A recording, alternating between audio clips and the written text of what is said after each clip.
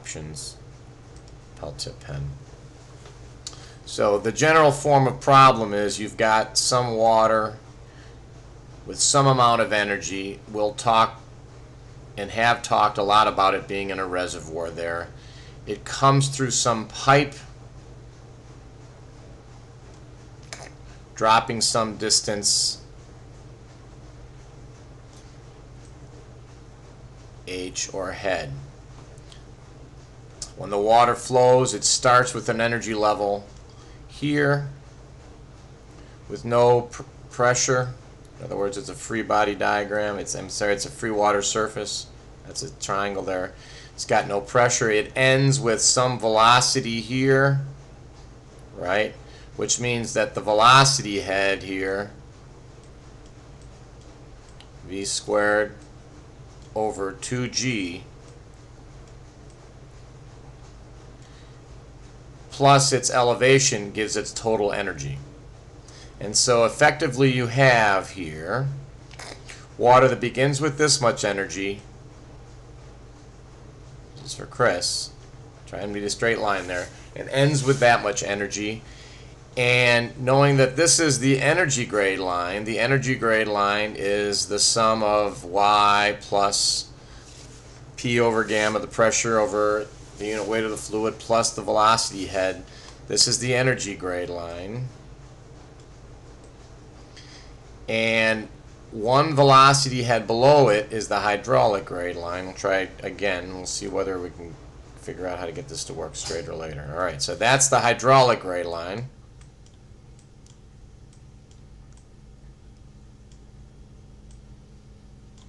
And this is more or less the elevation line. And so if one wants to determine the pressure at any one point in the system, you eventually have to draw out these things, the energy grade line, the hydraulic grade line, and then take the distance between the hydraulic grade line and the elevation of the pipe, and that gets you the value P over gamma, which you know is going to be in feet of head or meters of head. So the key things to know is, in fact, what is the starting point elevation of this line, and then what is its slope.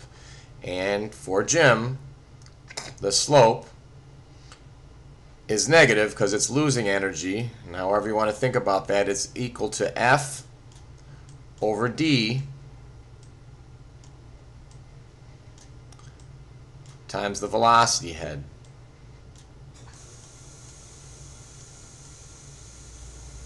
Now there are all kinds, so that is the slope of this line, and this line's more or less, then it has the equation of the energy grade line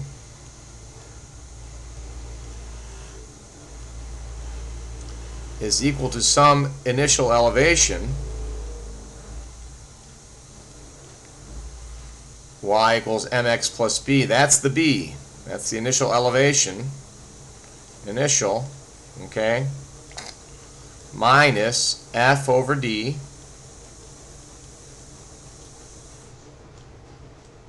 times V squared over 2G. Right?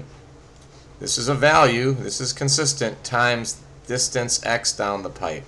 That is the slope of the energy grade line.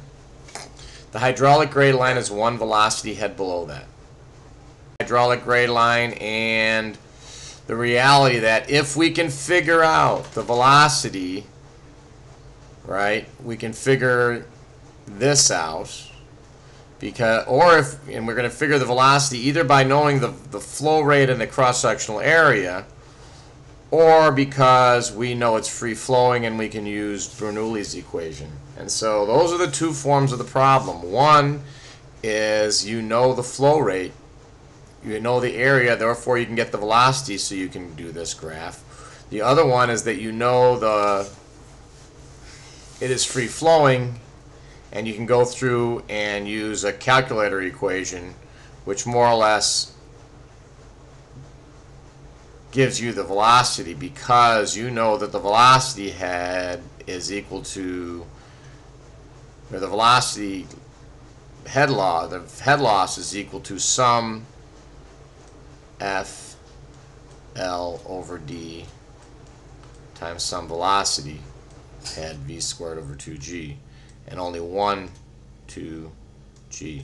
So only one thing solves that. So that's the basic form of the equation. You are given, most likely, through some topography, either data, a station, and elevation. You generally go with the planar length. Eventually, if there's a lot of up and down, you're worried about the actual length of the pipe. But for the most part, unless you've got things going straight up and down, you can go with the planar length, and you come up with this equation, which we put in our calculator as Sx plus E. And so that's what you're going to see when we present this next problem.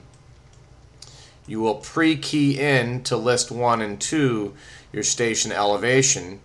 You then use Bernoulli's and the Moody diagram to figure out your F factor and the velocity V, and then you use the flow graph to graph these two things, both the hydraulic, the energy grade line, and then the